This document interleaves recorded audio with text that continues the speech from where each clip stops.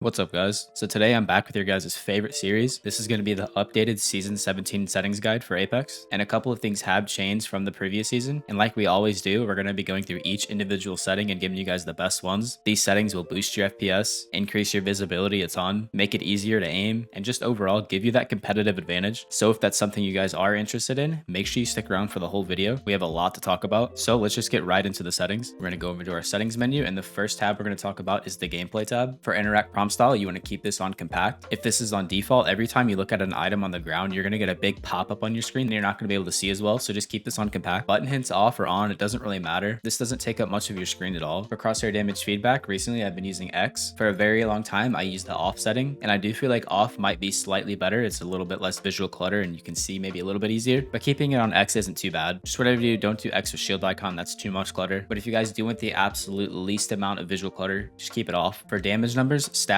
is always going to be the best option. You don't want to be using any of the other ones. For example, with floating and both, each time that you do damage, it's going to give you a long list of numbers for each bullet that hits, and that's just going to cause way too much visual clutter. So just keep it on stacking, and it's going to be one nice number. That'll make it really easy to keep track of how much damage you're doing. Ping opacity, I have mine on default just because it's kind of hard for me to see the ping sometimes on faded. But if you guys do notice that the default option is obstructing you a little bit, then turn that to faded. For obituaries, keep this on at all times. This is your kill feed. There's no reason to have this off at all. Minimap rotation, keep this on. It's going to make it a little bit easier to read your minimap. Weapon auto cycle on empty. This is one that I've actually ran on off for a long time, but on my last video, I had a comment telling me that when it's turned on, your weapon pulls out a lot faster when you come out of your Loba bracelet. And I tested this out for myself and it was true. So I can only imagine that there's other interactions and abilities that allow you to swap back to your weapon even faster when you have this setting on. So I've been running this on for a little bit now. For auto sprint, this is a pretty polarizing one. I do still recommend to keep this off. For pretty much all of the second split last season, I was running this on just so I can kind of remember how it feels so I can compare the two. And while my movement felt maybe slightly better, I can for sure say my aim is better when I have auto sprint off, especially with shotguns, because there is that slight delay when you have it on, and also just the delay with all weapons in general when you come out of that sprint animation. Plus, when you have it off, you just have full control over your movement at all times, which is very good. Double tap the sprint, this one's personal preference. I just have it off because I like to press it once to sprint. For jetpack control, just keep this on hold. It's going to give you much more control over toggle. Incoming damage feedback, I think the 2D is the best option. You get enough info to know where you're getting shot from, but it's not overbearing and causing clutter. 3D is not bad either. I think it's a little bit more clutter. Just don't use 2D, 3D. There's no reason for that. Taking damage closes death box or crafting menu. Always have this off so that if you get shot in a death box or something and you're trying to armor swap, it's not going to pull you out of there every time you take damage. Pop up. I have this set to off. Streamer mode, I have this off. Turning it on will just hide the names in the kill feed. It'll be like Octane 1234. I don't really have any use for this personally, but if you just don't want to see who's in your game, you can go ahead and turn that on. Anonymous mode, I have this enabled, and what this does is it hides my name, so it shows me as, Wraith1234. I like to keep this on because, there are a few people that know who I am, and I've definitely been chased down in game by people who have seen my name and they play really weird, so this just helps to combat that a little bit. Usage sharing, I just have this set to disabled. Performance display, just keep this on at all times. It shows your ping and your FPS. For club invites, I have this disabled just because I'm already in a club, but if you guys do want to join a club, just keep it to enabled. Communication filter, I have it set to everybody, but if you don't want your teammates talking to you, maybe you're having a bad day in ranked and people are being toxic, you could just set this to friends only or nobody. Now we'll talk about reticles real quick. So the one that I'm currently using is the one that I've talked about in a lot of my videos and the one that I've used the most. It's gonna be the cyan blue. This is probably my favorite color to use. I feel like it sticks out the most on most of the maps. There are a few points in Olympus and even Storm Point in the water where it's a little bit hard to see, but overall I still feel like it's the best option. As far as other good colors go, I really like this green one. I've used this one a lot as well. Yellow is gonna be really good. Pink is also really good. White's always a very good one. And even just the normal red one is also really good. A lot of it does come down to personal preference, but if I had to pick a top two, it's definitely going to be a green like this, and my personal favorite, the cyan blue one. These two you can definitely see the most of on all the maps, but try a few out for yourself and see what you like. Enough with reticles, now we'll talk about the laser sight. Honestly, I haven't really found any good settings for the laser sight, just because I feel like it doesn't really obstruct your view in any kind of way. So just to keep things simple, I usually just match it to my reticle, just to keep it looking clean and uniform. Now we'll scroll down a little bit and go to the accessibility part, and for colorblind mode, I like running Tritanopia. Just really feels like it brightens up a lot of the colors in the game. The loot shines a lot more. The HUD pops a little bit more. I just think it looks a lot better than the default setting. Protanopia is also one that a lot of other people use, but I don't really like this myself personally. Off isn't bad either. This doesn't really make too much of a difference on your gameplay. Like I said, I just prefer Tritanopia. Subtitles, just keep these off. Subtitle size, normal. Accessible chat features off unless you need something like this, then obviously turn it on. Convert incoming voice to chat text, I have this off. off, and play incoming text chat as speech, I have this off as well. Now we're gonna head over to the mouse and keyboard tab. For mouse sensitivity, right now I'm running 1600 DPI 0.75, which is a sense that I've ran pretty much for like 4 years now. This is roughly the equivalent of, 34.5 centimeters per 360, which is a pretty medium point for Apex and a good sensitivity that would work for a lot of people. But as far as optimal ranges for sensitivities go in this game, for 1600 DPI, it would be anywhere from 0.6 to 0.9, or 800 DPI, it'd be 1.2 to 1.8, and you can go a little bit lower or a little bit higher than that if you need to, but if you go any lower, it's going to be really hard to make micro adjustments, and if you go any higher, it's going to be fast and very hard to control. So that's just what I feel is the most optimal range for Apex after testing out a lot of different sensitivities over a very long period of time, and also looking at a lot of different mouse and key players. Most of their sensitivities fall within that range, but at the end of the day, it is personal preference, and you can make pretty much any sensitivity work as long as it's not too outrageous. Now let's talk about the ADS mouse sensitivity. I have always had per optic ADS sensitivity on because I feel like the default 1.0 is very, very slow, and I noticed a huge improvement in my aim when I turned this on and dialed in my own sensitivities for each scope. The 1x on 1.0 isn't too bad, but it still felt a little bit too slow, so I just bumped that up to 1.1. However, the 2x and the 3x both felt very slow at 1.0, so bumping these up to 1.3 and 1.4 improved my aim a ton. And then the 4, 6, 8, and 10, these ones don't really matter too much to me as I don't use snipers, but even with the little experience that I had, it still feels so much better on 1.4 and 1.5 than I did on 1.0. 1.0 was just so slow and I could not get used to it. So if you guys are having that problem too, come in here and mess around with these sensitivities and try to dial it in, or you could just copy mine if you want to. And for mouse acceleration, we want to keep this off at all times. Mouse invert, have this off. Lighting effects, off. So now real quick, we can talk about my keybinds. For my movement keys, I just have the standard WASD. However, on mouse forward, I also have it on scroll wheel up. This lets me tap strafe, and this is a must-have keybind if you're a mouse and key player. It doesn't matter if you have it on up or down, I just prefer it on up. And I have my down on jump, another must-have keybind if you're a mouse and key player. My sprint's on left shift. I only use crouch hold, I don't use crouch toggle. But I think if you do have a crouch toggle keybind, you can crouch and use a respawn beacon at the same time, which actually could be pretty useful. I just haven't messed around with that personally. But for crouch, I have it on control and also V. And the reason I have it on V is for super glides, just because it's really easy for me to hit V and spacebar at the same time. If you guys are struggling with super glides, set a secondary crouch keybind instead of using control. Any key from C, V, B, N, or even M if you have big hands would work well. Just anything you can hit your thumb and the spacebar with at the same time. My tactical is on E, my ultimate's on Q. I'm just used to this because I came from Overwatch a long time ago. Interact pickup is on F, inventory is on tab, maps on M, my fire button is on mouse 1, my toggle fire mode is on N. I don't use ADS toggle, I only use ADS hold, and that's on right mouse button. Melee is on B, reload is on R. I don't have a cycle weapons button just because I like pressing one button and going to that exact weapon that I want, and weapon 1 is on 1, weapon 2 is on 2, holster is on 3, my grenade button is on 4, my survival items, like evac towers or heat shields, is on right alt. I don't have a selected health item bind anymore because now I'm using exclusively individual heal keybinds, which in the end is so worth it. We've all had those times where we're in the heal wheel trying to select a battery, but it's stuck on shield cells, so you have to click it like 2 or 3 times, and by then you've already wasted a lot of time. So now I can just skip all of that, press one button, and it'll heal with whatever I want to. So my syringe is on H, my med kit's on G, my shield cell's on T, my battery is on 5, and my phoenix kit's on J. Character utility action is on K, my inspect weapon is on C, emotes on Y, ping is on middle mouse button, my push to talk is on my side mouse button, and my message button is just enter. But enough about keybinds, now we're just gonna head over to the video tab. I'm gonna skip the controller tab because I don't play controller and I don't know enough about it. So let's go over to the video tab. For display mode, keep this on full screen at all times. There's no reason to use windowed or borderless windowed as it's just gonna give you more input delay. For aspect ratio, 16:9 is a good choice. It's gonna be the most clear and the easiest to see at a distance. But I do feel like 16:10 is slightly better due to those bigger hitboxes, more FPS. It's just less pixels your game has to render, so it feels a little bit more responsive. As far as my favorite stretch resolutions go, in 16:10, it's gonna be 1728 by 1080 and 1680 by 1050. But I do feel like 1728 is a little bit better because you get the same amount of stretch, but it's a little bit more clear and easier to see things at a distance. But if you guys do have a slightly lower end PC and you're still struggling to get good frames, then putting this down to 1680 by 1050 could be better for you. But I wouldn't really go any lower than this because then it's going to get really, really blurry. Another res that I like is 1440 by 1080. The only downside is that this requires a custom workaround, which most people probably won't want to do. For brightness, I'm running 60 right now. Turning the brightness up a little bit will help bring out some of the darkness in those shadows and make it a little bit easier to see. The higher you go, the more of a benefit you're going to get. hit. But once you start to get up to about 80, your game is going to start to look washed out. So I feel like 60 is a pretty good middle ground for that. For FOV, I have this on the max at 110. This is definitely the best option. I wouldn't recommend many people to go lower than that. You know, the higher your FOV is, the more visual information you're going to get, the more you're going to be able to see. You can bump that up even further to 120. You just can't do that in a game. You have to do that in the game files. If you guys are interested in that, that'll be linked below. But if you really can't play on 110 and you do need to go lower, the lowest I'd recommend going is 104. I've tried out 104 for myself and it's not that bad, but I do feel like 110 is a lot better. FOV ability scaling, you want this disabled at all times so that when you do things like Bloodhound ult or Octane stim, it's not changing your FOV and therefore changing your ADS sensitivity, because if you didn't know, those two are linked. So having this disabled will keep your sensitivity consistent. Sprint view shake, just keep this on minimal so that your camera's not bouncing around when you're running. VSync, you want this off at all times. This just causes unnecessary input delay. NVIDIA Reflex, you want this on at all times too. I have mine on enabled plus boost, but if you're using enabled plus boost and you're noticing stutters, you can drop that down to enabled. But you definitely do want this on, as this lowers your input delay a ton, especially on lower end PCs. Adaptive resolution FPS target, just have this on 0, and adaptive super sampling, have that disabled. Anti-aliasing, this one's mostly personal preference. You could turn this on if you don't like those jagged edges and lines. There will be a very minor hit to your FPS, probably nothing that you would notice, but I prefer the way that my game looks without it. Texture streaming budget, I have it on very low. For the absolute best performance, you should set it to none, but just keep in mind that is going to make your game look very bad. It's going to give you those Play-Doh textures, but if that's something you don't care about and you just want the best FPS possible, just set it to none. But even for myself, I like to have a little bit of those textures, and with very low, I get all those textures on the hands and the guns, which is really all that I care about. And you still get a little bit of the world texture, but not as much as you would with medium or high. So if you do want a little bit better textures overall on everything, you could go up to high, but I wouldn't really recommend going past that, because then you start to get too much texture to the point where it becomes distracting. So yeah, high is the highest I would go. Texture filtering is kind of the same thing as texture streaming budget. The higher you go, the more distracting it's going to be. So I found that 2 to 4x is a pretty good middle ground if you want good visuals, but you don't want those textures, especially at a distance, to be popping and be distracting. I wouldn't go any higher than 4x, but personally, I just run by linear because I don't really care about that. Ambient occlusion quality, you want this disabled. Sun shadow coverage, you want this low. Sun shadow detail, you want that low. Spot shadow detail disabled. Volumetric lighting disabled. Dynamic spot shadows disabled. Model detail low. Effects detail low. Impact marks disabled. And ragdolls low. And I've had a few people in my comment section complaining that I'm just telling people to set everything to low. But what you guys need to understand is that every setting below texture filtering will just eat your FPS and do absolutely nothing for you. It's just going to make things harder to see. And you can get, you know, like 80-90% of a good looking game with just these 3 options right here. But enough of me ranting. Now we can head over to the audio tab. For master volume, I usually have it about 50, but for video purposes, it's on 25. For output device, just check whatever you're using for your audio. For me, I'm using my FiO DAC, so that's what I have selected. Voice chat input device, just set this to whatever you're using as your microphone. Mine's my wavelength microphone, so that's what I have it set to. Voice chat record mode, just put this on push to talk. We don't need to be using open mic anymore, except maybe in a situation where you're playing cross-platform and you can only talk to them on there. Then you can set it to open mic and then just adjust the threshold accordingly so that you can't hear the background noise. Incoming voice chat volume, I have this set to 60 just because 100 is a little bit too loud. Sound effects volume, just keep this on 100. Just adjust your master volume accordingly. Dialogue volume, I just keep this on 30 because you don't really need this to be too loud, because anything that the characters say in game, you know, like if there's a third party, it'll be displayed in the kill feed. Music volume, I keep this on 0. Where the lobby music doesn't really matter, you can turn this up if you want to. But for the regular music volume, I'd recommend keeping this 0 or extremely low, just so that when you're landing, you don't have that music blasting in your ears and you can hear things around you and where other people are landing. But if you guys want to, you can turn the lobby music up. That's just personal preference. Sound and background, I have this off. This one doesn't really matter. But that about covers all the in-game settings. Now this video is going to be a little bit different. I'm not going to be covering the auto exec because I feel like it's almost irrelevant at this point. They've disabled so many commands to the point where it doesn't really do much. So instead, what I'm going to do is make it its own video in the future, but I'm still going to be talking about the video config. I'll be showing you guys how to lower certain in-game settings even more to boost your FPS and improve visibility further. So it's actually super simple to do. You just want to come over to your Windows search bar and type in saved games. Then we're going to go into Respawn, Apex, Local, and right here in videoconfig.txt, we want to double click that. And this is your video config file. This is all of your video settings in the game. The first one that I want to talk to you guys about, and the most important one, are these right here, the setting CSMs. Yours will probably say 1, just set this to 0. And what this does is it gets rid of the shadows even further than you can with in-game settings. And this setting single-handedly will improve your FPS so much. It'll also improve visibility a little bit because you don't have all those unnecessary shadows making dark spots in the map. And then for setting CSM coverage and CSM cascade res, I just also set those to 0. If you guys are playing stretched res, this is where you change that at. You know, you could change that to 1728 by 1080. 1080. This setting right here, matte force and ISO, this is going to be your texture filtering. So if you ever want to change that, this is the line where you're going to do that at. Setting stream memory, this is going to be your texture streaming budget. 160,000 is very low. Low is 300,000, medium is 600,000, and high is 1,000,000. So if you guys want to change your texture streaming budget, it's going to be this right here. And then a lot of these other settings, you can just set to 0 as well. You could copy mine if you want to. And then setting gamma, this is your brightness. 0.85 is going to be 60%. If you want to raise the brightness, you can put it to 0.7, which is going to be 70%. Or if you guys want to put it on the default 50% brightness, that's going to be 1.0. It goes backwards. I don't know why, but it does. But after you've entered in those settings or copied mine, if that is what you guys want to do, it'll be linked below. All you have to do is come up here, hit save, X out of that. Then we'll go back into the local folder. We're going to right click properties and then set this to read only. If this isn't set to read only, Apex will reapply those shadows every time you open the game. And that's not what we want. So make sure that's set to read only. But if you guys do ever want to change a video setting, you do have to come back in here and make sure that read only is unchecked. And then once you do get your settings dialed in, you just right click it again and make it read only once again. But that's going to cover it for all the settings today. Like I said earlier, I will be doing other videos in the future where I go further in depth with the auto exec and also just other things that we can do to improve FPS and visibility. I just didn't want to put it in this video because I don't really have a lot of time to explain it. But once they're in their own videos, I'm going to go very in depth so that a lot of people will have their questions answered. But if this video did help you, please remember to leave a like and a comment and don't forget to subscribe. I'm going to be having a lot of these optimization videos coming out in the future and you guys don't want to miss those. But that is going to be it from me. I really hope you guys enjoyed this video